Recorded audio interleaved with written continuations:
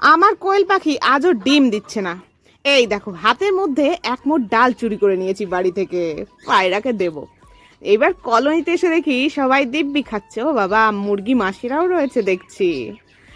আর এই ডাল কটা আমি ছিটিয়ে দিলাম, সবাই ঝুটোপুটি করে আসলো। কিন্তু ভাই, এ কি, আমার কার্য সফল হলো না, কেউ এক দানাও খাচ্ছে না। এরপর আমি গেলাম কলোনিতে, বাজিস কলোনিতে, দেখি ওখানে তো মরুভূমির অবস্থা, জল এক ফোঁটা নেই, সবাই হাপ ইত্তিস করে বসে রয়েছে। তাই দেখে বড্ড মায়া হলো। তারপর আমি থালায় জল দিয়ে প্রথমবার একবার দুবার করে দুবার ধুলাম। ধুয়ে তারপর এই যে সব জল দিয়ে দিলাম। দেখো, আমার কোয়েল পাখিগুলো চাতক পাখির মতো বসেছিল। তারপর দেখলাম মুরগি মাসিদেরও নেই জল। শেষে এক বালতি জল এনে মুরগি মাসিদের দিলাম, কবুতরদের দিলাম, আর দিলাম লাভ বার্ডদের। ওরে বাবা, আবার টুকি মেরে দেখে, ব্যাস।